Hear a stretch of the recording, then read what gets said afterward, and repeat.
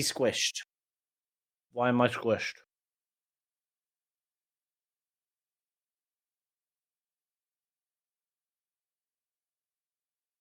Roll the intro, but take us straight to the eyes on the fight.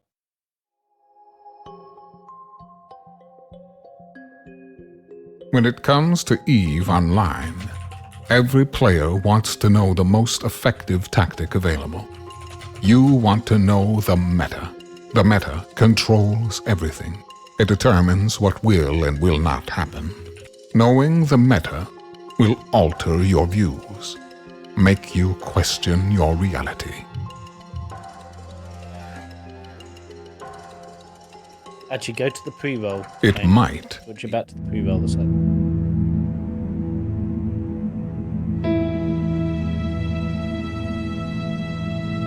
It's a 500 mana Baden fleet, right, Dave? No, this is just one event. It's just one Baden.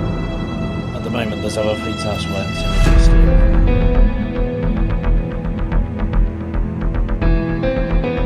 there is in the middle. Sigma Raven fleet. I told Puke and Alex they could just join. Yeah.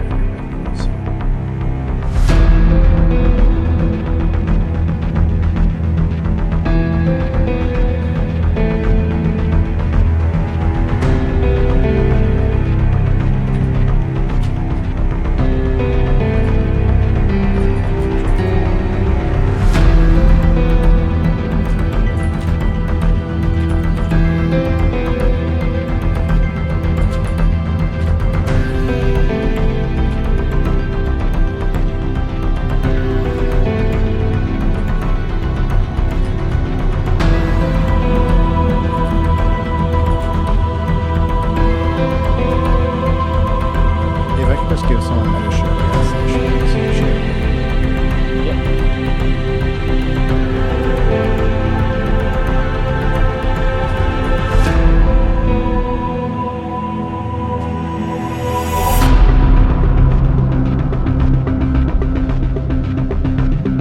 How did that break?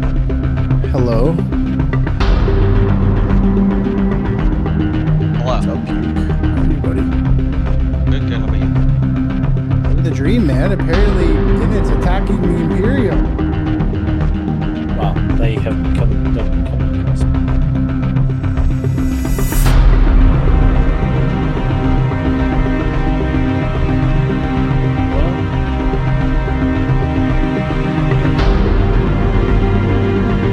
I'm seeing very much still on this one.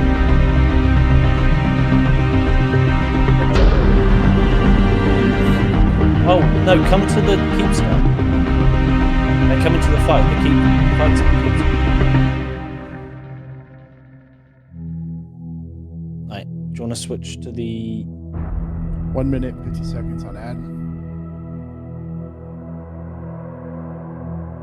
We also have sound you do. live, I think. Recording.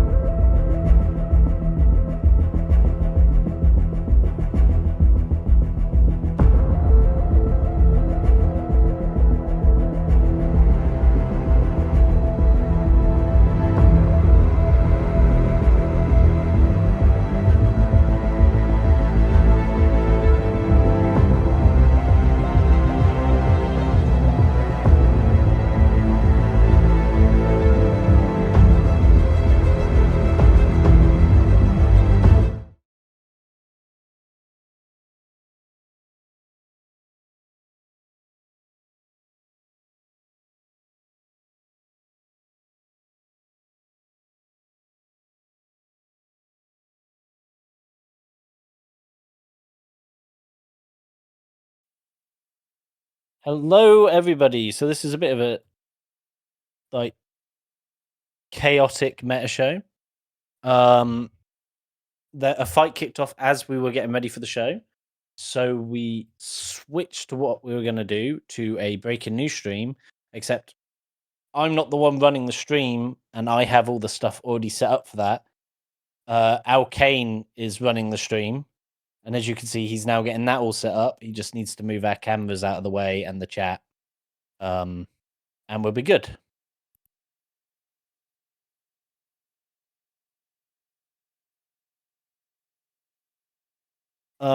Yeah, Kane, get rid of mine and Keith's.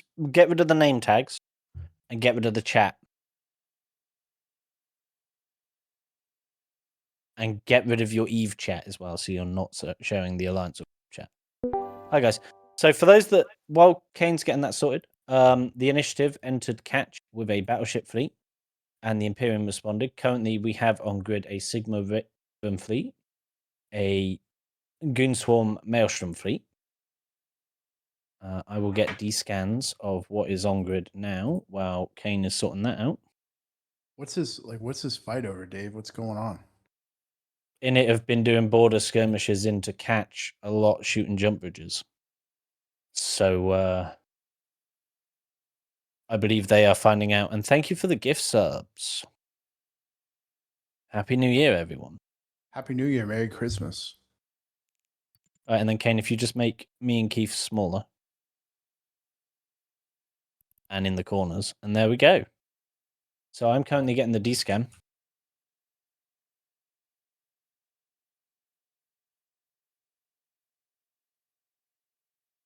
What's in it? Got a Baden's on field, Dave? Yes, they do. Got a Baden's versus, what did Sigma bring? Sigma form, right? Sigma's got Ravens, and that fleet at the bottom is a Goonswarm Maelstrom. Nice. We got Oliver. What do you got? The leaks there? It's nothing official, just a New Year's party fleet? Are you sure? It's past New Year's. It's January 3rd. Guess that's what it is. Also, by the way, Dave was talking about we've gone live to kind of cover this fight here. With us with today as well as we've got Young Puke, your CSM there, and then Alexander Blessed from Big Ab as well. You just call me Alex. Alex, thank you. Yeah, Alex from Big Ab joining us, and we will get into the show here, I'm sure, in a little bit. Alex and Puke, don't be shy. You're welcome to comment on in its supposed New Year fleet. I'm trying to figure out what was the first big thing that happened in January 2024. We didn't do our I homework. think it was Legion. It was Legion update. It was the big first Oh, update. Legion was rolled June, out. dude. I think it was the first big update, though. Kane, you have the list of updates there. Let me pull that. I know you linked them to me. There we go. I did not pull it up. Going back to like updates as far as the game is concerned, we had one right at the end of 2024. I think the winner there.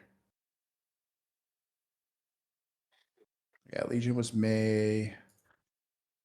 I think it was Revenant major update. Yeah, Revenant was in March there. And then so like they were leading up Drifter Crisis, and then Revenant was probably the first big update here in 2025. But Dave, anything big going on there? Are they shooting the jump bridge or anything with this fight? I think he just left. Dave left. It's okay. Dave probably crashed. It's me. It's all by my. Why is the Init fleet there? You know, Oliver, I am told by chat, from what I understand, the fleet is there just because it's a New Year's fun fleet. It's a party fleet where they're shooting goons infrastructure. I don't know. I can't see the actual infrastructure there that they're shooting, if they're actually shooting a jump bridge. Kane, are they shooting a jump bridge there? And Dave's internet died, so this, like any other Meta Show. Okay, they're on the Keepstar grid. Apparently, they might be trying to just poke the Keepstar to hopefully get. Was the get RC? some kind Oh, of- sorry. Oh, I'm gonna say it. No, go ahead, Puke. No, I don't think that was 2024. Was it 2024? RC. I Looking don't at know. Z-Kill, but Big Ab is still like disqualified on Z-Kill, so it's our Z-Kill is always awkward. How did you guys get what happened? disqualified? I was gonna bring this up because it's kind of funny, but I don't even remember what month this happened either. Some point last year, one of our more industrious members, I'm trying to remember the exact story, he planted a whole ton of ships in wormhole space, and then I think he abandoned the structures and then blew them all up, and he generated like thousands of, like he was like top on Zkill for a little while, and he was all over Reddit, and then Squiz got very angry about it because people were talking killboard padding, and people were very up in arms about worrying about their Zkill stats. He was just doing it for shits and giggles, and if you look at Deepwater, they're literally disqualified until Jatsia is removed from the alliance, and none of us care Wow. enough. So that's what we're never in the top 10 because of that. Yeah, guys. So as you heard it here officially, it's really not officially number one if Big App's not competing. So Zkill is not the official killboard tracker anymore because of killboard padding. So that's funny. That's funny. But yeah, so like as those of you who are joining us, thanks for joining us today. We broke a little bit early. We're covering the fight right now, and it is in, I believe this is in Fortac O. Is that correct, Travis? Or Kane? I'm sorry about that. Yeah, so we're in Fortac O right now, watching some init battleship fleets. Apparently, what I'm being told that this is an init party fleet for New Year's, even though it's January 3rd. I don't know why they didn't just do it on New Year's. Probably because people had plans or whatever. Have no idea what's going on. There's a little bit of chat like there. Apparently, there's init pets involved here. We'll see what happens. I can't really tell from like looking at the stream here if there's any like. Can't see if there's a timer. Like, are they shooting a structure or anything, Kane? I don't know if you can zoom in there if that's your camera. What is this? We can see if they're shooting any kind of like structure or anything, or are they just brawling with the maelstroms right now? Is that a dread on field there? They're on a jump cape. So we It's start. a what? Go ahead, Pete. No, I'm just trying to figure out. Okay. I am back after that rather irritating internet loss. Welcome back, Dave. Welcome back. It doesn't look like, it looks like they're shooting a jump gate. Is that right, Dave? They were, yes. I'm just loading.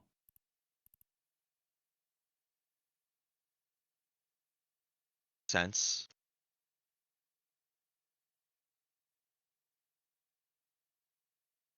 Yep. So Thank let me you get for that. reacquainted with what's going on, and then I'll give you. So it looks like there is, yeah, it's the Dalv inhabitants have come along with a Ferox fleet. I'd like to point out this is all a group of people that on this very show, including in it, said that they do not like blocks. Anyone remember that one? Looking very blocky. Yes.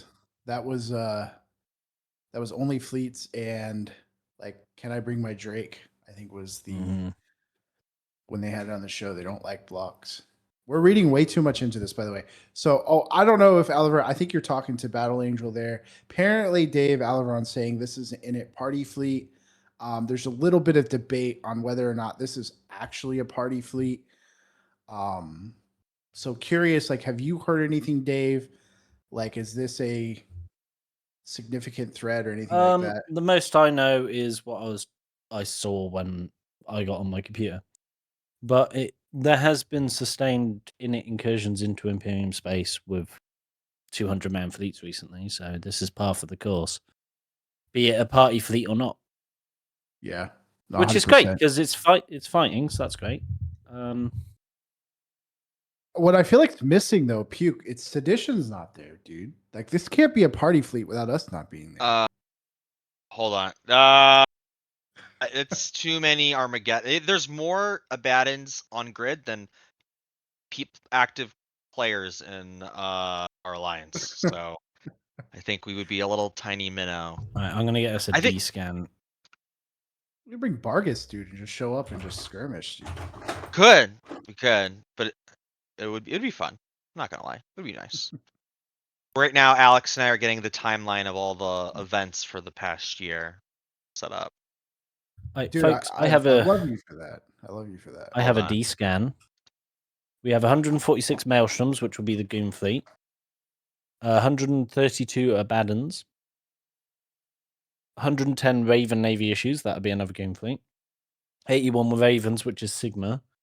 And then 73 Feroxes, which I believe is the Dow folk. Yeah. Yeah, and we were talking about this before we went live when Dave first brought this up to me. It doesn't make much sense from Init's standpoint to like open up a fight with the Imperium like openly other than content.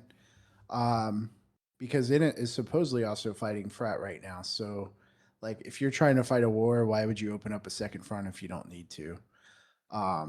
So it really doesn't make a lot of sense. It probably is just a content like, hey, we're going to go get some content. We know if we shoot a jump bridge, they're going to have to form because they don't want to lose the jump bridge, that kind of thing. Frats in bed. Who else are we shooting? That is a good point. We'll see. I don't see haven't seen caps escalated or anything. So it looks like it's just a good fight going on. And as Dave said, there's over 1,000 in locals. So it's a good time right now. It's a good time. Dave, can you get a feel for who's like winning this right now? I'll have to look on Zkill. Hold on. Dave's So for the gonna pull clicky that. keyboard, new setup. It's You're good. You're good. Why would you get your Still. enemy's pets in on your third-party fleet? I don't know, man. I would invite anybody. Man, I am the wrong person to ask that question because if you guys want to go shoot with me, I will go shoot with you. I'll bring everybody.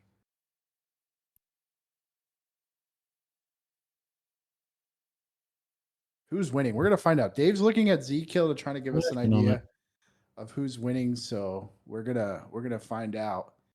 Unfortunately, some people here are banned from Zkill because they're padding their kill board. Alex. Wasn't me. There's a few. That's us feeding. Yeah. Currently, Goon Swarm is losing by about 3 bit.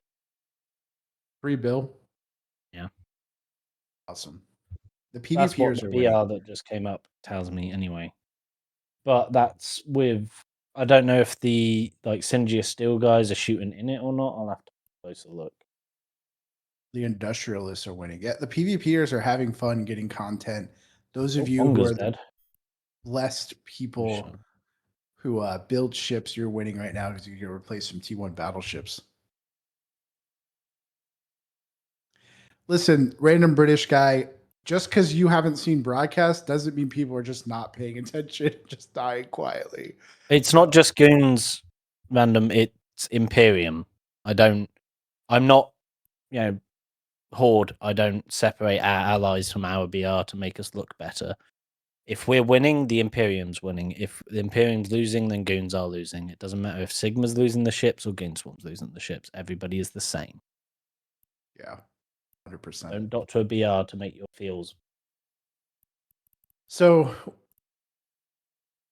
we broke into the show here. We wanted to kind of highlight what's going on out here. We got 200, 1,500, just over 1,000 people here in local at Fort Echo. I think the overall consensus is this is a somewhat of a content fleet, a party fleet, that kind of thing.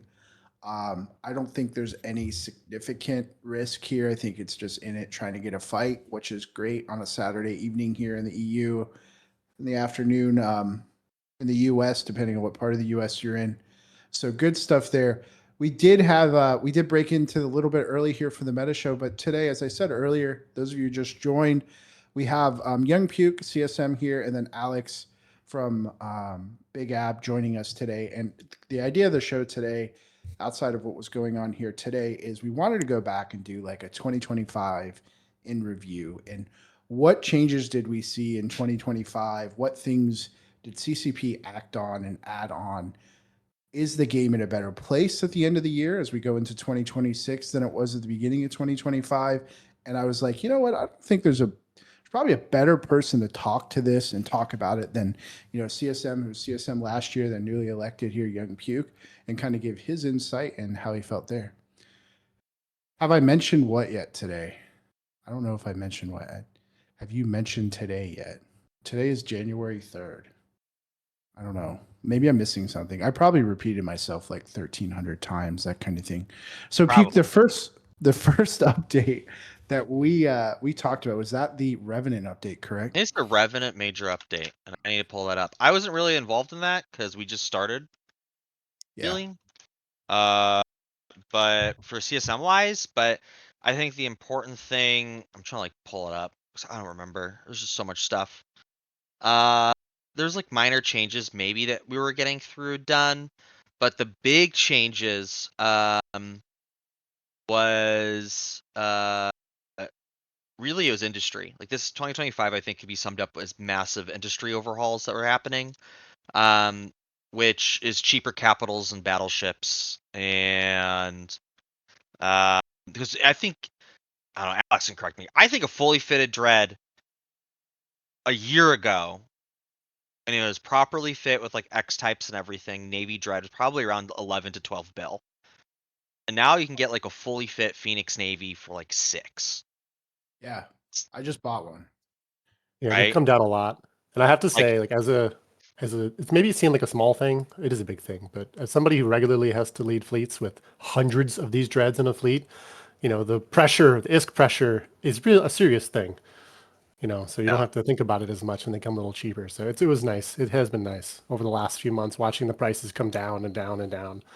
So a little bit of sanity for your FCs out there. Yeah, and I think. Yeah. Go ahead.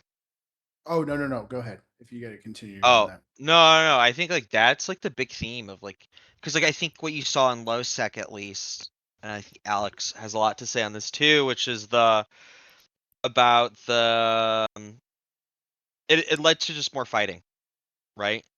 It just like there's been consistent. You know, we had that fight in Lantorn, fight in Secede. I think it's now 8 months ago.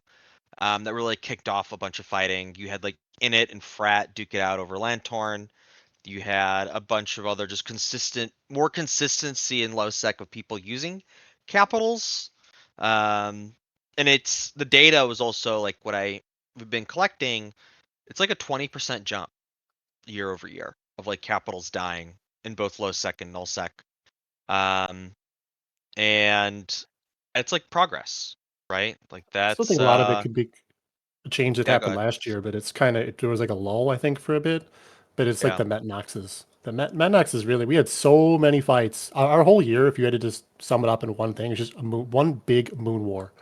You know, between Frat invading Lowsec and then fighting Frat every Friday and Saturday night. It was literally became a theme for us. Like, all right, guys, 9 o'clock in the morning, where are the Frat timers? And we'd literally just all be sitting at home, working from home, watching the timers pile up. You know, as Frat is bashing all our stuff, and then we'd fight them that night. Right, pretty much what for 3 months straight we did that. And I think 3-4 there months. was interesting because for a while there, no one shot our Metnox. Yeah. And then it just all of a sudden, like Frat started doing it, SC started doing it, and no nothings. There was always groups that started you know, they saw we were busy, right, and they started picking at it, right. And it became this giant conflict that lasted pretty much all through the fall and the summer, and it all comes back to people just wanting those moons. So Yeah, I mean, it was a cool change. It just took a while to ramp up, I think. the Revenant, that was Revenants, right? That's when Revenants, when the Metanoxes came out, right? I think. Yeah, it was Revenant. And then there was like the big rush, the gold rush of Revenant. Everyone started putting it on their moons, and then yeah, I think when everyone got settled and the battle lines were draw of Metanox regions, and I think then conduit carriers also helped with that, and people can go across low sec and then also defend their moons as well. Yeah, I But think the Metnoxes actually came out before Revenant because as I was reading through the Revenant notes here. Equinox. Yeah, Equinox there. Yeah. So we saw, and then one of the big changes in Revenant, a couple of the big changes I want to highlight here, and I think probably the biggest one that came out of Revenant was, in my opinion, the Anti-Black jump gates becoming more vulnerable, where you actually you have to, they no longer auto repair, and then warp disruptors and bubbles stop people. So we've talked about this a lot on the Meta Show. I know several months we've talked about it, and Puke, you've been a part of that, where force projection, how can we impact force projection? And this was one of the first things in 2025 CCP rolled out was, hey, we're going to make jump gates a little more vulnerable and then less active to use. And do you guys feel like from a low sec standpoint, because I know it's one of the complaints, hey, null sec ends up showing up to low sec all the time. Did those changes do the right things? Do we feel like they really impacted force projection the right way? Do you want to take it? I mean, we were on the receiving end of it pretty badly all summer with the jump bridges. I think that the changes are definitely good. Are there enough? I don't want to necessarily go down that deep, dark rabbit hole today.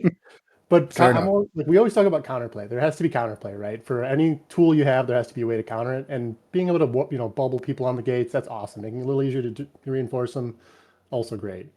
Whether that's enough, I don't know. Like I said, we had to fight Fat all summer, and considering that their staging in 4-Tac H was like 6 jumps from our staging, was kind of bananas when you like add in a couple Titan bridges. But, like I said, counterplay is great. So I'm not going to complain about that. Yeah. So, I mean, talking about jump bridges, though, and being more vulnerable, like this fight that's going on right now, we still have it up. Dave, there's an update there. How's it looking? Yeah. Init are down to 87 Abaddons, so they're losing. The Phoenixes are down to 53, and all of the Imperium fleets are still sitting at above 100. Sure. DPS ships. So they are they're losing, but they're still fighting. Init are not ones to retreat normally. Well, it sounds like they might fight to the last battleship here. So Good for them. Those are the most fun fleets. So kudos to them for just throwing a T1 battleship fleet out there to go. No return, no survivors. for sticking Death and around. glory. Looks like Brave has just arrived on grid as well. Or they perched. Well, them too. But anyway, so one of the other changes in Revenant that came out, and this was more for, I think, the low sec guys. It's directly pointed at faction warfare, was we saw the seagulling fix where people had to actively participate in battlefields to get the LP and that kind of thing. Any impact? Like, how did you guys feel like being in low sec groups? Did your players like this? Was this something that your guys' player base was like frustrated about, or whatever it may be? How do we rate this change? For the Ansiblex changes? No, for so the seagulling. the and the seagulling. battlefield. Yeah, the seagulling in battlefields. Yeah, that fucking sucked. They still seagull though, because the only change thing that happened was that Alex, I don't know if I ever told you this.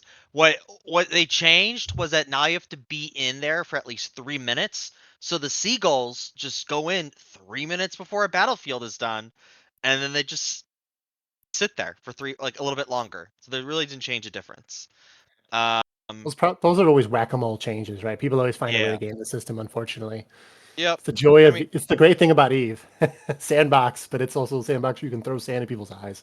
yeah, exactly. I mean, so it's like it helped. It like a form of you can't like slide in at the last second and get the goods now, but it's was a work in progress still, I would say.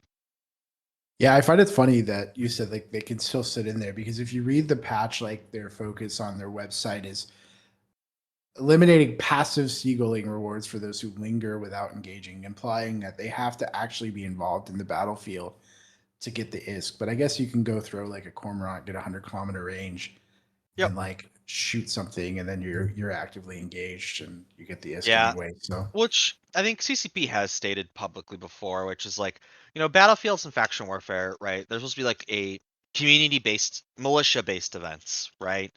And like if they solved it, like the group that does the max damage on rats in a battlefield, like other PvE sites, it can be pretty exclusionary. So Mhm. it's trade-offs. Like, what do they want? Like, you'll have the seagulls, sure, but like, if you say the most min-max fleet is able to get all the assets, so to speak, or prize, then it'll be exclusionary to maybe some newer players. So I get it. It's a balancing act that they have to do. Any mechanic that gives out so much free ISK, or at least LP in that case, is going to be abused, right? People are going to find a way Yeah. to get some of that. So Yeah, 100%. there's a lot of other examples in the game of people doing stuff that's a little not as intended, I would say, but generates a ton of ISK for people who are willing to game that system a little bit. Yeah. How do we feel about Tachyon Abaddons? Is that what they're using? Beam Abaddons out there? Dave, do you know? I would. Uno momento, por favor. Um, I've always been. They a are Mega Pulse player. using tachyon beam Mega lasers. Oh my god, did you just go Apox then, dude? Like, you gotta use pulses on your Abaddons and just go at 0, be a potato, and just your cap sucks, you're gonna die, you're gonna be bubbled. Just go out with a bang, you know? Futility. They are down to 60 odd Abaddons as well, so they're not gonna last much longer here. I think they're just fighting over. They just wanted to fight Futility. They originally Yeah, they just started wanted a shooting bit at of fun. Jumpgate, and then the Imperium responded in force and sounds like they're cleaning up at this point. But yeah, Tachyon Beam Abaddons. It sounds like that alone. If you had said that at the beginning, I probably would have said it's probably not a serious fight, but just a guess. Yeah. I mean, the big issue with the Abaddon is the fitting space. I think someone just literally said it. Yeah. Yeah, So that too. Tachyons are terrible. Yeah.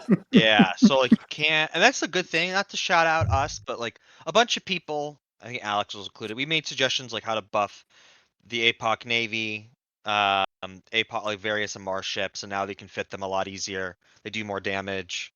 And now they're like a viable nullsec comp, you know, which is good to see.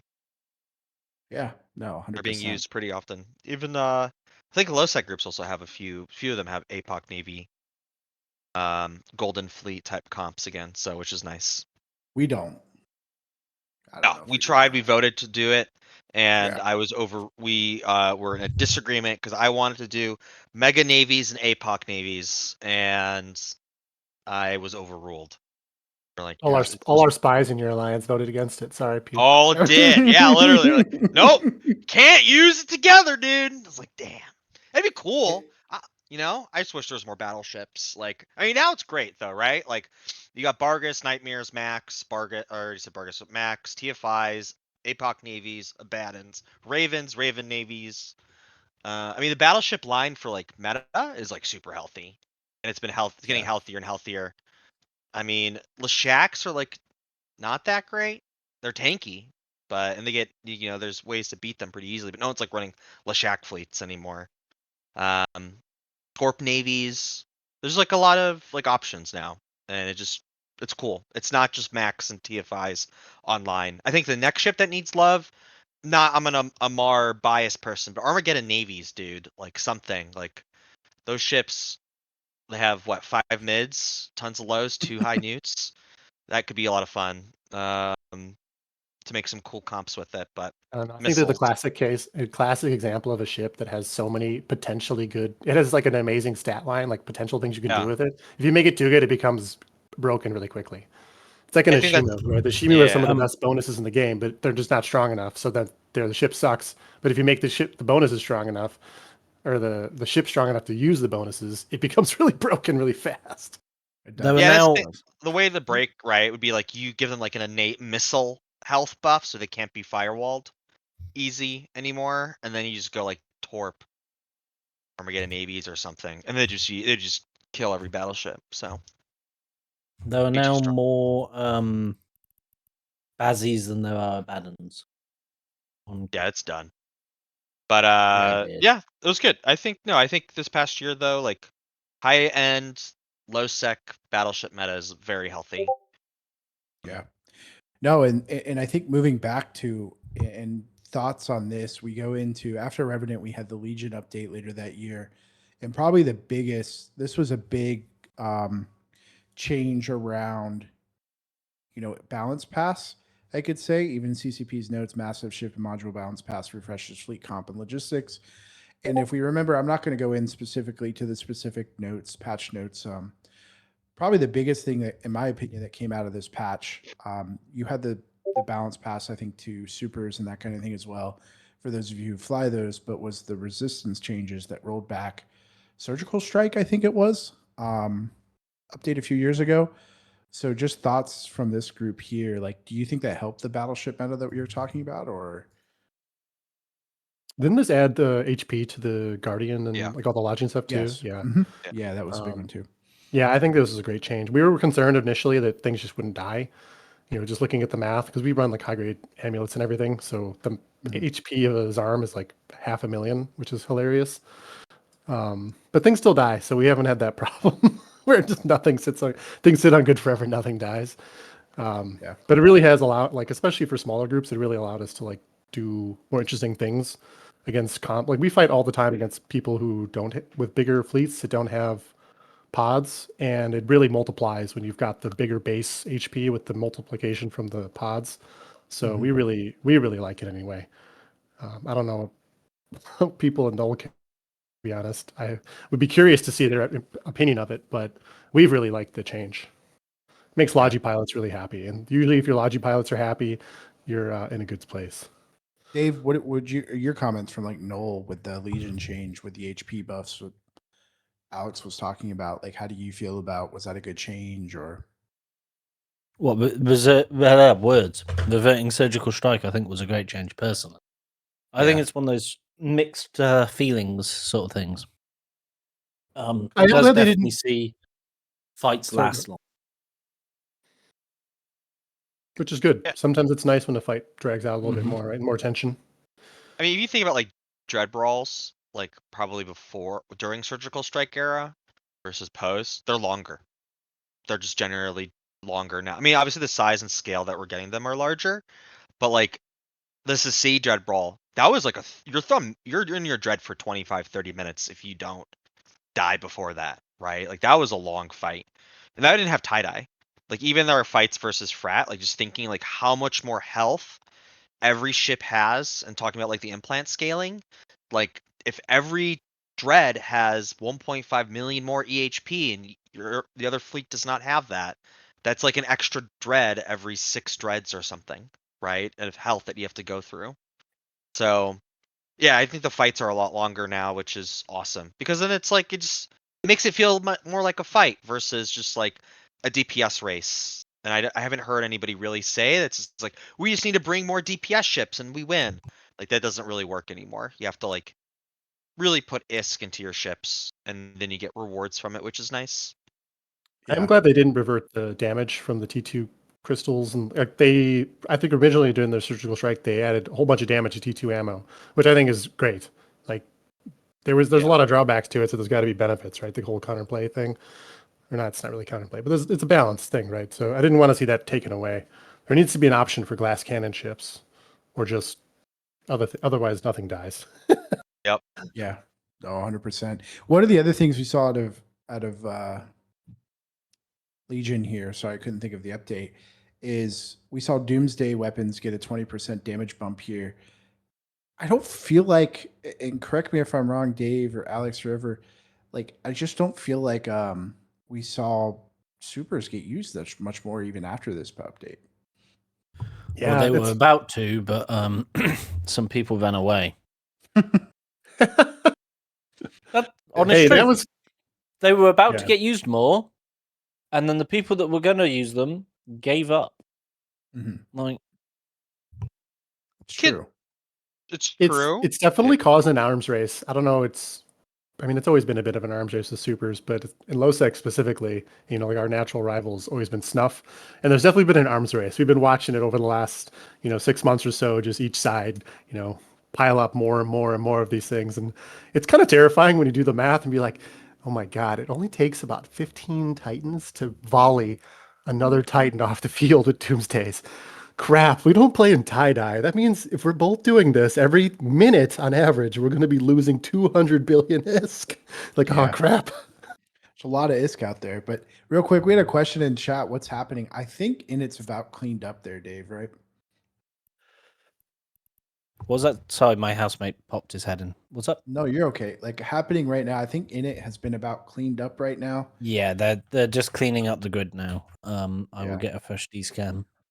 So basically, real quick, for those of you who just joined, if you're just popping in, Init brought, I don't know how big the fleet was, the battleship fleet, maybe 100, 200 man battleship, a bad. It was a full battlefleet. Full fleet. Yeah, full fleet in to kind of poke the Imperium.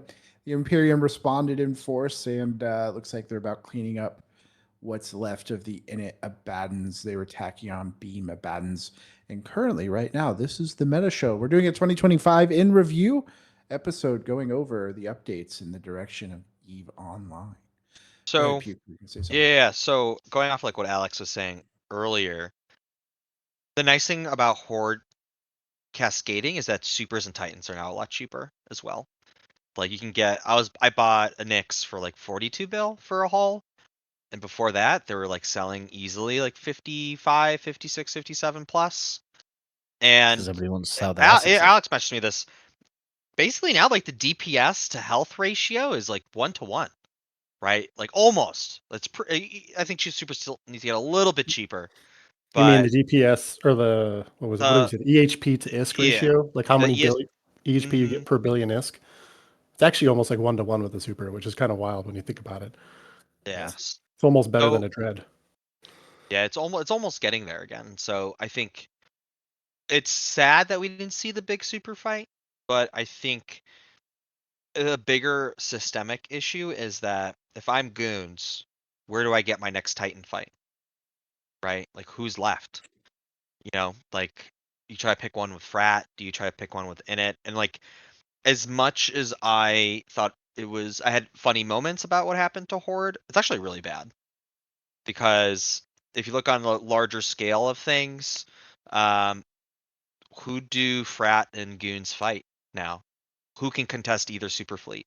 Right? Like what's gonna happen? And we don't It's know. bad, but it's good because it allows new groups. Like for instance, drone lands. No goon fleet is allowed into drone lands. It's for Yeah, people to build.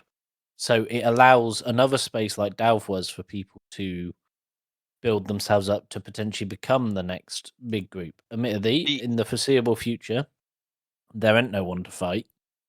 But hopefully, people will get together because, my honest opinion, what happened to Horde, terrible thing. But if that's the sort of leadership that they were going to do, should it have stayed around in the first place? sure. I think that's a Like, very fair point. However, a big factor to that is time. Goons has had the time of I don't know how, I forget how many years of existence that to build up their beautifully massive. I don't know what Trump's saying I can pick from the beautifully massive huge, Titan fleet, right? Big beautiful Uh, fleet. huge. big beautiful fleet, right? Of like multiple fleets of Titans or whatever, right? And like that takes a lot of time and money. And a group like that to become an entity that could even fathomably contest Goon Swarm, I would say at least 5 to 6 years, right? There's like no way, right? And then not to mention that at the same time, Goons has 15 regions that they're continuously making wealth from at the same time. So the catch up, I think, could be very hard. I don't know. I mean, we'll see, but I think I don't know. I just don't know. I think I it's worth worry. I worry about it because I want nullsec to be healthy. And I want you guys or goons specifically and frat to have content and to have fights, right? Like, and sure we can chill. I can chill about low sec every single day, of course, but I do think about what you're saying and how, or however many regions, 8 regions or 9 So if regions I want or to be whatever. pedantic, Goon Swarm itself has 4. Okay. Well, the The Imperium The itself. Imperium has. I think it's worth pulling up the Sorry. map at this point. I don't know. Yeah. I'm actually not Like watching. throw the soft coalition map, right? Yeah. Like where If you Actually, look you at are drone on the lands, money. The Imperium has 15. yeah, See, 15. there it is. Yeah, What did he 15. say originally? Stop the Kool-Aid, Shiloh said. I don't think there's any Kool-Aid here. I don't know what It's Kool-Aid just we're I drinking. know, just I'm the it's fast. goon here. Like, I'm not Yeah. talking. I just feel like it's a difficult problem. Right? I It's applaud the restraint of the Goon leadership to not just gobble up yeah. all those extra regions, though, because you're right, Dave. That There's all no that need, space, though. yeah, sure, but all that space free for all these groups to play in, like including Deepwater. We have some salve up there. We've been messing around a little bit. We You know, it's have great. we have the space we need, though. Okay, goons do own half of Immensity soon still, but that's because a lot of corps have put stuff in there. So it's like you don't want to give that away because you're going to annoy everybody. That's not a leadership comment. That's just my opinion. But That's fine. Asher is very big on letting new groups become, become a thing. That's why we haven't taken drones. We have no wish to have drone land at all.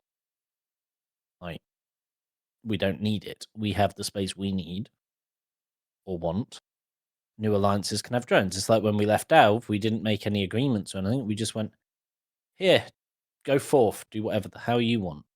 And I think it'd be interesting to see if Frat would adopt a similar approach that isn't just drones, but like if you pull up the map and look at the entirety of the North, right? Like Fade and Pureblind could be. I know we're not talking about year in review right now, but like those areas could also be. They have NPC stations, right? In Pureblind, really great areas for smaller Mhm. groups to sort of like put their feet in that could grow there.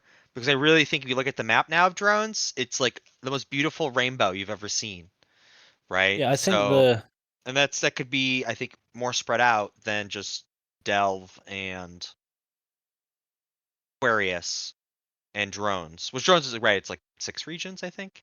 But so yeah, the that's bigger my threat, own I 2 would cents. say, to the new guys in drones or the smaller guys in drones would be Frat and their friends, because they do like to punch down quite a bit. Yeah, I mean, Um, we'll see. I mean, the last Southeast agreement fell apart, right? mhm. And I'm a pessimist, so I think this is going to fall apart as well. When or not if somebody's going to need to get content. I mean, Rat has. I don't know. It probably won't last, but I think every extra month it does last is a good opportunity for these groups that are in drone lands to build some valuable experience. Even if they get kicked Yeah. out, they'll be like, okay, we learned all these things with a little protected preserve to play in, right? Yeah. Now we can take this somewhere else, when another opportunity arises, right? And The exactly. And I think it's nice too, right? That it's not just low sec now, right? You have drones, you have Aquarius and Delve, and you have a lot more choices of groups you can join to sort of get like mid-scale content in different settings. And obviously you have the neglected stepchild of wormholers, but nobody really cares about them apparently. Can't hear them. Can't hear them And through the tiny you holes they live can't in. hear them either, right? But like it's good though. You see like good diversity of groups, which is what we want to see. with the Um, with drones as well. I'm just gonna add this: if Winterco do attempt to do something in drones, I am pretty sure, from what I heard when we made the announcement that it's being left to, grow itself, they won't be allowed to do it. Yeah, I mean, Um, sure, and there'll be fights and content for both bigger organizations. But I think the most next powerful thing that could be like a drones is that this is like crazy, right? And I'm not saying they should or should not do this. Would be that Winter Code dissolves and Frat de-blue everybody in their coalition, and Imperium does the same thing. And then you have more groups all across the map, right? Similar to the de-bluing. Like that would be the next big step diplomatically between both blocks. And then all of a sudden you have smaller entities owning regions all across the map that are decently sized. You can fight each other, but then it's just not like you have more opportunity. But Yeah. people said they wouldn't. yeah, The dude in chat, people that said that goons and Init wouldn't de-blue and Horde and Frat wouldn't de-blue, and look what happened, right? So I would not be a pessimist. I think people in both sides care about the health of the game. They are very invested in it, and if they truly think that it would be a good next step, don't say no until the conversation but happens. have in it truly de-blued, because rather than having I mean, you guys blues, just they've fought each just other in your yeah, stage. I yes, mean, yeah, but we're no, gonna that's say, not what I we're mean. just Right? They say that they don't want a block, but instead of having a block, they're just putting it in their alliance. Sure, but like, what else are they Like, supposed to do? I don't think If you're taking Horde on was a poor, like, in its fighting Frat, whatever. I think that was a decision there. But and sorry, Puke, to jump in here, but oh, you're fine, brother. I think the Horde thing, like in it taking Horde on, was more of a, this is the right thing to do for the game, right? Like in these players and that kind of thing. Because while Horde leadership let down, I would argue they let down their player base, that kind of stuff. I don't think Darkshine's like, oh yeah, I'm just going to kick these guys out. We're just going to have all these people out here running around, like losing all their stuff and not want to play Eve anymore. You know what I mean? Yeah, like, yeah, it's good that they. Sorry for interrupting the cat. It's good oh, you're that they brought them in, because honestly, a lot of players would have quit if like Johnny had just gone, we're dissolving the alliance. Poof, goodbye, everybody. It's just sorry, words. I got distracted by Heidi's message. He's got a good point. It's just you can't go around saying you don't want to be blue with anybody and then grab every group of people going that want to stop running an alliance and just have a fun time. Like it's Something- going to make you the I same think size it's as coalitions. But I think at the same time, though, like if you are, I'm not putting words in Darkshine's mouth. If you are Darkshines right now, what do? You don't want a blue Imperium, right? Again, or whatever. That just moves back to then a true bipolar nullsec, which is really bad for everybody. So what is your choice? You say no to these corporations, they join Winter Coalition. They're not No, going I to go to groups like, they're not going to go to LowSec. They're not going to go to Imperium. That's not going to happen. So like, where do they go? The choice is in it or their rivals. I don't do you do? disagree with having. I don't disagree with having 3 coalitions. I think it's great. My thing is just don't pretend that that's not what you're doing. But I'm saying like I think Shine's under, again, I'm putting words in his mouth, but based on what he's saying so far, I think he doesn't have a choice, right? Yeah. It's a No, he catch-22. doesn't. You're damned He if you never do, had a you're damned you choice. don't.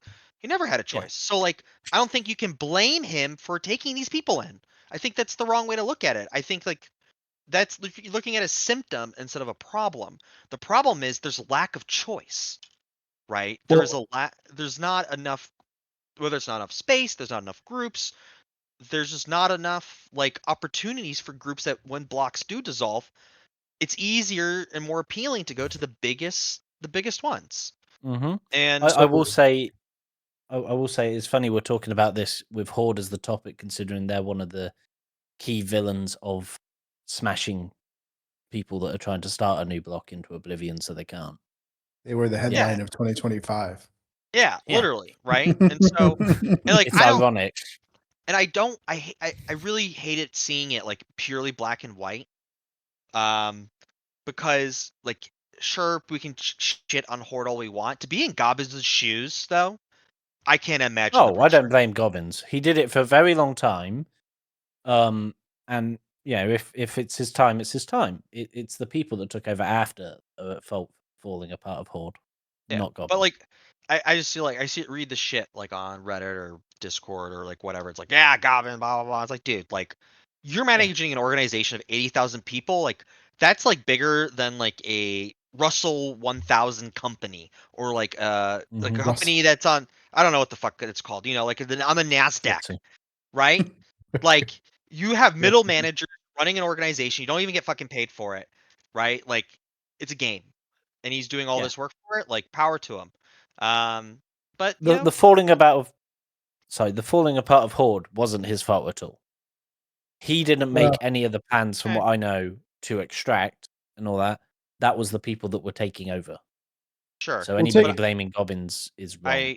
I don't think we can blame. I don't think blaming anyone at all is the right way to go. I think it's important to say like what are the problems people are facing and like why do they feel stuck? But I know we talked about supers and titans, but I don't think there's going to be another super or titan fight. I just don't on the block scale. I think you're more likely. Go ahead. Sorry, I rambled for so long. Go ahead.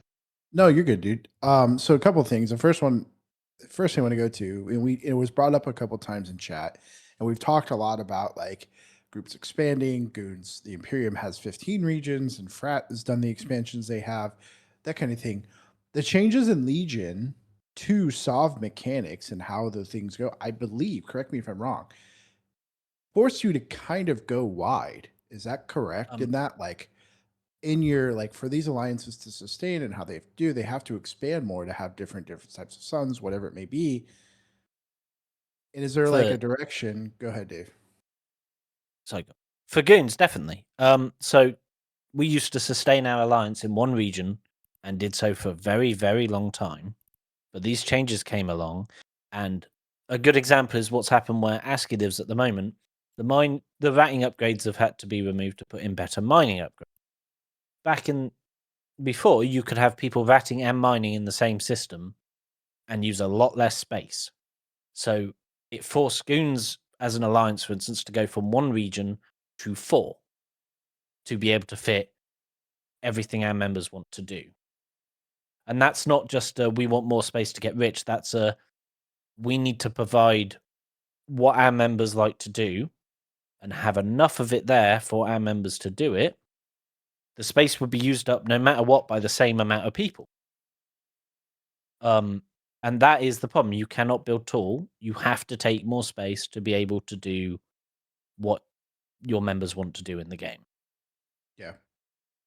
And then I guess the next piece is, and that's the direction CCP is taking us with Legion, and we'll see. I think Sov is, and I think several people in chat were like, CCP doesn't know how to do Sov, and we had Fozzie Sov, we have Sov where we're at now, and I think Sov is a tough thing for them to balance and figure out what is the right answer for. So we can say maybe they missed the mark a little bit there. I'm not sure how people feel about those Sov changes. I would feel like building tall in a game that we want more diversity in nullsec, and that degree would be more conducive. So you just you don't have to have all these large swaths of space to maintain these alliances. But we talked about supers and titans as well, Puke. And the question for you and Alex really are, what stops you guys from using them more in low sec? I don't know. The past 2 weeks of being dropped on by Deepwater in their supers on my Hodred, so it's been great. It has never happened. It is lies. Never happened. Never. It was Never there happened. and gone so fast you didn't even know. Oh my god. Straight to Z kill. Yeah, straight There's to. no So Ezekiel. It's- funny. You don't have One of the joys of living in low sec, and also one of the pains, is you can put down structures anywhere, and people can live in. You can have dread caches anywhere. If you look at, it's kind of terrifying to look at it sometimes. If you look at the Abyssal Trading Discord, you look at the stacks of dreads people are selling regularly, hundreds of dreads for sale in like all these random low sec stations. And just think about it as there's people who have hundreds of dreads anywhere. So it's really hard to know sometimes. It's like having how the goons always used to complain about Dell or the NPC Dell, right? People would stage all their, the gank dreads out of there. That's all of low sec all the time. So you've got to be really sure what you're doing, because you never know when somebody just jump clones over and bam, 100 dreads just pop out of nowhere, right? So you've got to be really careful with that. So it's a great thing for content, but if you get stuck on grid for a long time, it can get really painful. Yeah, like you said. I personally loved NPC Delve. Whatever, Dave. Hot take. I think it's great for Drop the me, it's great for the please. game. It's great for the health of the game, but it also leads to, we can't just whip our super fleet around willy nilly, because eventually someone will bait us, right? There will be somebody with a dread cache in one of the public keep stars or something like that. So, and it's just usually not necessary. Who are we going to use a super fleet on? Mid-mill? I mean, well, hold on. I've watched Mimil warp a couple supers down. I was probably about picture lock away from putting one with a devoter once, Puke. yeah, I heard about this. I was watching it. Puke was DMing me the whole time, screaming at me. Whoa! Collusion. That's not true. That's not substantiated. Hot takes on the Meta Whoa, Show whoa. here. But no, I mean I think for low sec wise, like Null 2, there's like no objectives really that require supers. Like, how there's like maybe you want to pos bash and you have to use caps, you may want to put a super on it. But now with like citadels, there's just not really a need. Well, Plus you can drop like 40 polarized demers, and like why risk a super or two or a titan or like whatever versus blops or something. So well, even with keep stars, there's no point. If it's not defended by supers or titans, not necessarily a point, because the thing can't doomsday your subcap. Yep. So there's no need to have something that can take that on grid. You could just sit there with your subcap fleet, don't have a capital anywhere near, and it can't use its main weapon. And then you just fight over subs. There's no need to use them unless you want to do it quicker. Yeah, exactly. So it's just there's like not a real purpose, and that's why like I don't know. Even I said it last year too. Like even when we have the super and titan upgrades, no one's gonna use their supers and titans in a big brawl. I just don't see it. Like I think the morale loss of losing, unless you're like an alliance that have like deep pockets, like we can just replace it. I just think that in a null sec block scale, losing the morale is so important, like to maintain your war effort, because it's never about ISK, right? Like the wars are not lost who has less ISKs or not. Basically, it's like who wants to keep playing is like the main factor. And as we saw with like Horde stuff, right? Like they just didn't want to keep playing the game and doing the war stuff. So I think it's very much that's a more important factor, and whoever loses, like that's the biggest blow. So I think I'm gonna make a little dig at Snuff here. You could be like Snuff and you just feed a Titan because you didn't know what jump or bridge was. So can't say that because Deepwater Example also of did the that, same yeah, thing. Yeah, I was saying. I missed that one. I just Well, remember. the I think guy- it was a few months ago. Well, the guy who When did we were that was starting- dual boxing Titans and X. He jumped one Titan to Doomsday SC, and then successfully and extracted. And then when he was going to bring the other Titan home or to bridge us, he accidentally clicked jump. So that's what happens when you dual box Titans in two different areas of the game at the same time. When we were It starting was pretty to- funny, dude. It was pretty funny. Oh, when we were starting to jumped. attack, when we were starting to attack Scolding and all that, I accidentally jumped my Titan instead of bridged into the system we were bridging into, which happened to be Deepwater's nullsec stager. And I was like, that's good. "Ooh, Damn. get I me bet a you didn't pause, jump into the please." beacon, the bait beacon. No, I sent it to our Sino, so I was a bit like, "Oh dear, oh dear." Our friend Ellie had shit himself a bit more than I did, but That's funny. But no, like those are the fun moments though. Like I wish there was more of a purpose for them. They are getting a little bit cheaper, so maybe people will throw them out more. But I think as the capital meta like improves, hopefully the super capital meta will also eventually improve. They could probably use a DPS buff on like supers instead of titans. I don't know. I forgot. I don't think we asked if we can get titans to basically their DD was so strong, like a scripted DD. I think was that if we were able to get a scripted DD that insta would kill any dread or fax. But I don't know if even with the buffs now that a Titan can kill in one It shot. won't. It A won't one shot it. revelation. It will? No, Like it won't. it won't. That's depends what I if you've thought. got. Is that with advanced Doomsday though? Yeah, Yeah. I think a high grade slaved X type fitted Rev Navy, like a standard low sec fitted dread, cannot get volleyed by need two. Doomsday. You They need need two two. DDAs to kill it. And yeah. that feels sort of bad. That's ridiculous. Yeah. I mean, but and we're so- also talking like worst case scenario, like an Avatar Doomsday into Yeah, a fucking X type spec tank. This Rev is- Navy.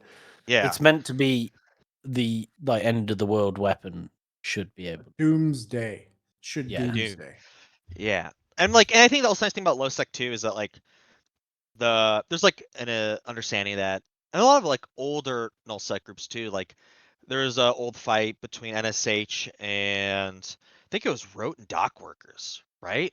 That fort fight, Alex. Yeah, it was years ago. Was it in nullsec there? It was in low sec. It was on a Tosai. I think it was a Rote fort, and then NSH just dropped Titans. Oh yeah, I remember that. Yeah. And It was so, actually like, a cone fort, I think. it was a in cone NS fort. Yeah. So Cone had this a was fort like I don't know, nullsec. 2018, maybe Yeah, it was a while ago. 2019. It was a while ago. But like that's cool, or like when like there's like smaller skirmishes like Snuff and Big App have dropped Titans and Supers on end of dread fights, but like it's never been like a full escalation path where both sides have like a low. I don't think maybe the last one was escalating entropy. I don't remember. Maybe not even that. Or maybe Black Legion. But it's been a very long time where you've had like a real like Titan fight. I would say in low sec. Usually it's like we're cleaning up dreads stage, and we'll just drop supers and Titans to completely hold the grid. I think. I don't know. Maybe. I don't know when the last time was. Probably a decade ago. So It's not surprising why people don't use them. They're just expensive and people are get nervous. It's a big investment from people to lose them, and not many people can afford to just insta replace them, right? So you don't need SRP. SRP is a crutch, dude. Swipe a credit card. We don't set get it saves. We don't use SRP and set it. I haven't gotten anything for like my dread that died or that kind of thing. So yeah, I don't know. Don't listen to Puke. He doesn't do SRP. What? Really? What's funny? Uh-oh. I'm just teasing you, man. gonna go So check the anyway- logs. I was just checking the live. Like, where's all the money going then? No. I didn't apply for SRP for that. Was hog this dead that puke did the embezzling from user his bash. alliance? That's what I'm Hey, saying. it's not That's a what I'm no, doing. dude. It's called taking a distribution from your company. Okay, I'm paying myself salary, Yeah. so that's how it works. And then your The last- dividends come in, yeah. The last thing, we're coming up here a little bit on time. I mean, we we can obviously go over if we need to, but we'll have an ad break probably here soonish.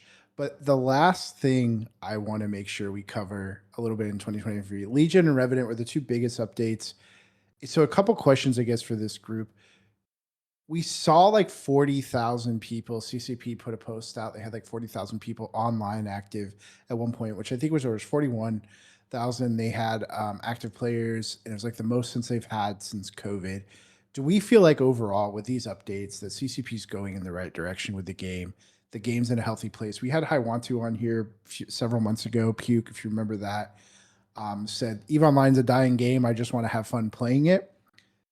Is that statement, like, do we think there's any truth to that at all? Like, it's a dying game, or is EVE Online still very much healthy and going in the right direction?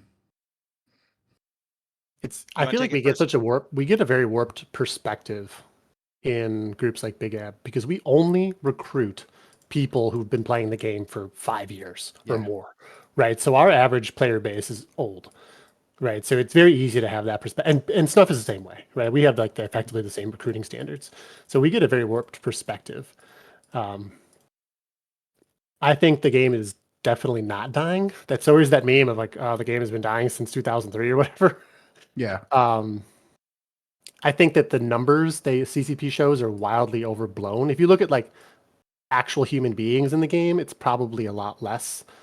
I mean, there's just so many multi-boxers now, right? Like everyone's got 5 to 10 accounts. It's so common. Yeah. That number is really overhyped. But the game is definitely going in a better direction in the last year, I will say.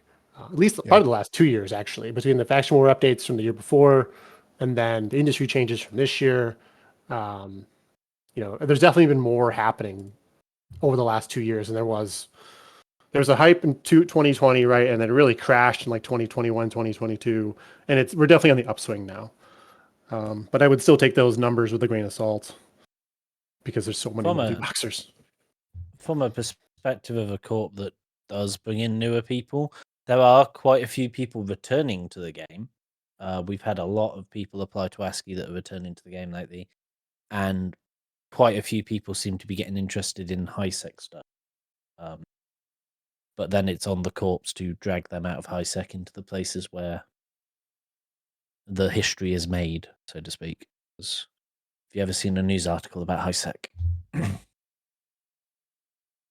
I think we don't have the same standards as Big Ev and stuff, so Alex can take that one. But on our end of things, like we take probably players that have been playing for 2 years plus, which is like generally the requirement now is like a subcap tune and a cap vault, right?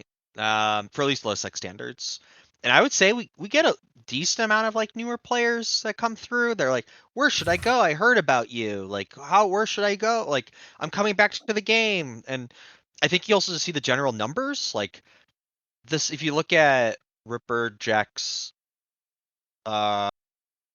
data of like players, this past like Catalyst like broke the pattern so far. Like we are hitting like 40,000 players on Sunday afternoons more regularly. That's like without the Omega subs. Like that's actually then genuine players that are playing the game. And if you look at the PCU right now, like I was looking at it last night, it's like 35,000. And USTZ last night, like USTZ Prime was like 26.5K. Like that's huge. I remember when 2021 USTZ was like 12,000 people.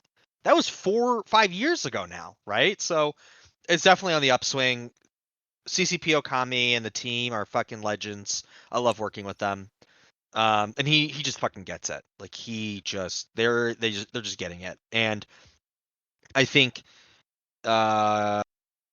cheapening caps, revitalizing like what made like Uprising and Catalyst both really good.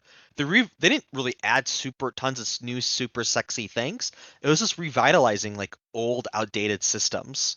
Mining was outdated and faction warfare was outdated. And both of those, they changed things, and now I'm really curious to see how Alexander Bless has carried this low sec MER for mining in low sec. And to see all the low sec crabs, because there's crabbing in low sec. People are low sec mining every day. We get a ping and say, hey, who wants to mine? And people are just mining again everywhere. And And if you see the like rorquals that are out, like rorks are dying more frequently as well. Kill a rook probably on average almost every day, Yeah, it's pretty good, which is right? pretty Like, wild. Yeah. yeah, like so, like I think it's definitely on the up. And I think that's the lesson I think CCP needs to take from this, or the information is that you don't need something new and sexy. Like even something that is all the time. Like fixing old things is just as good as making new things. At sometimes like, and it just the players love it. Like they want to crab, they want a PvP.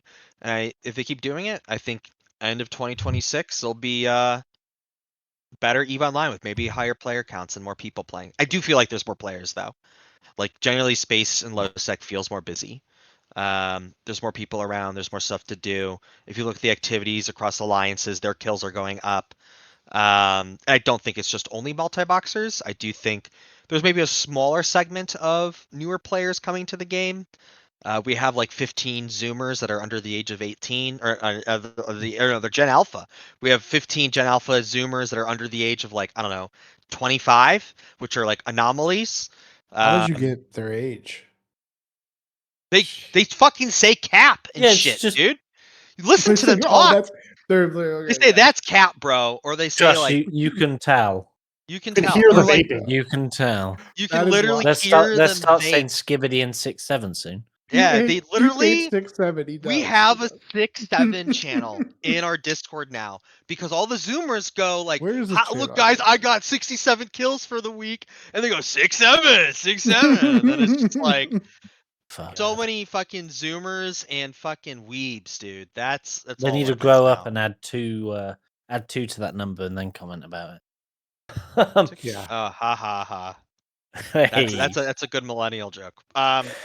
But yeah, I mean it's good, dude. Like I think the doomerness is too much. I mean, I think people are having fun. That's what matters. So 100%. Well, one thing I think they definitely need to do take a pass at is how you attack. They've done Yeah, a dude, lot they of should soft changes, but how you attack it needs to change because it's just it's just fucking boring. Whether there's a fight over it or not, it's just boring. Dude, Sedition has one soft system. We're not actually taking soft, okay? It's not an announcement or anything. We have one. I Where wanted is to it? learn We're how taking much of a Saab, pain you in the heard it ass. here on Oh Meta my Show. god. Like we have one system. I'm like, I want to learn how this shit act. It's awful. You have to ref a soft hub. Mhm. You have to toast it, then ref it. Then you show up to the timer. Then you have to play this stupid node mini game. Who has time for this? And then Yep. you have to then kill the soft hub, post it again, I think, and then anchor your soft hub. That's like It's a shame. so It's much in work. the- Who has time? You have kids, a job, a wife. I can see why divorce rates of Eve players are so high. And tie-dye Alright. affects it. You know, Do you and have a tie-dye survey? affects it. Is there exit that's surveys? awful. Like you got a divorce playing EVE Online? Yeah, So, well, for CCP should add that in their survey data. Did you even- get divorced because of Eve Online?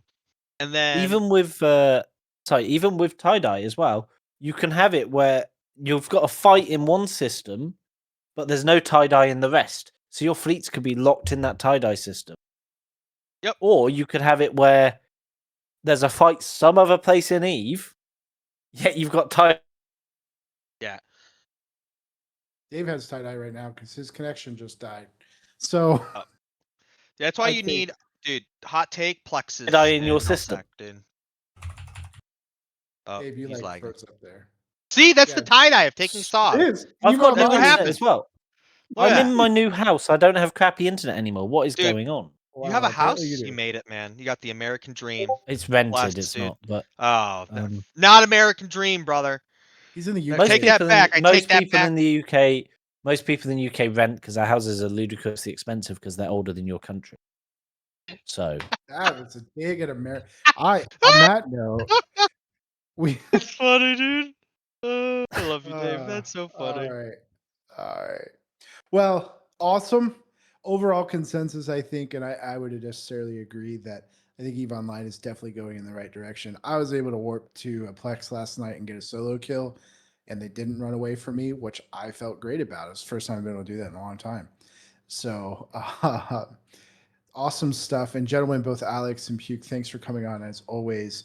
Dave, I will hand it off to you if you want to take us out. We got Well, about 2 minutes. first of before we all, have it.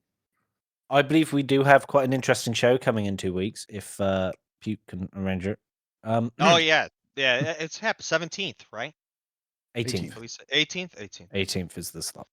So on the 18th, which is a Sunday, we will be doing the Meta Show again on CCP's Twitch channel, and I believe we will have majority of, if not all, hopefully all of the CSM on the show, chatting and talking about what we'd like to see in the next year.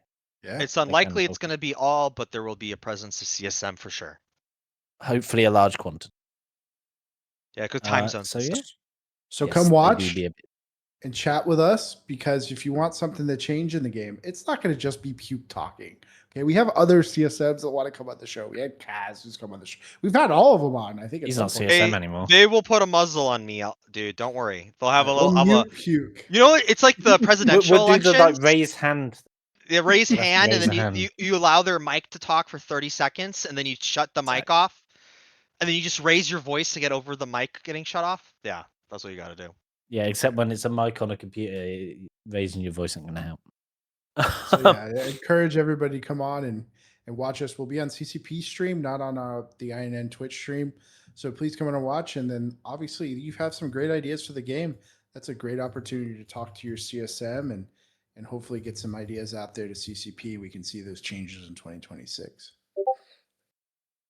Okay, other than that, I think we're done. We have overrun. We're about to have I've got a minute to close this out. Hope everybody had a great Christmas and a good New Year. I definitely had a better one than last year, but that's not a high bar.